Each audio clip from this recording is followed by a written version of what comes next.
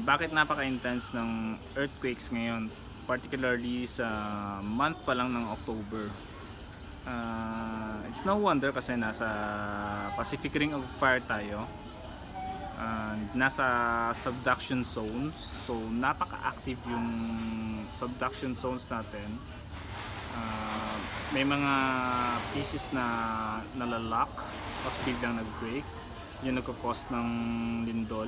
Tapos ito naman sa ilalim may nalulusaw kasama ng mga particles and mga sediments na galing sa ocean na nalulusaw, nagkakaroon ng pressure build up, kaya yun ang nagtitrigger sa mga volcanoes tulad ng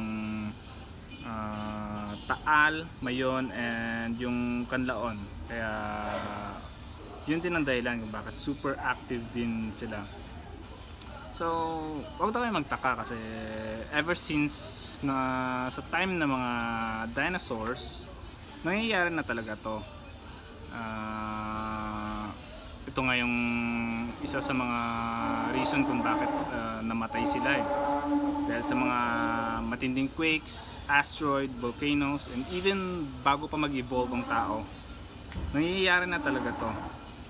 It's just so happen na sa time ng tao, nire-relate lang natin ito sa other religious na parang mga sign, ganun. Actually, wala talagang kinalaman yan. Nangyayari na to prehistoric era pa. So, everyday may lindol, may na-record tayo na less than, kasi yung less than 7 is considered as minor earthquake and 7 plus is a major earthquake. So, normal lang yun kasi habang gumagalaw yung isa, naiipit yung isa, yung parang ganon, nasa jigsaw. Yung subduction zone gumaganon, yung iba nagsasalubong, nag-create ng mountains and volcanoes, yung iba na-fold, yung iba naiipit, yung tinatawag natin na strike slip fault, yung iba tumataas, yung iba naghihiwalay, bumababa. So ganun lang explanation doon.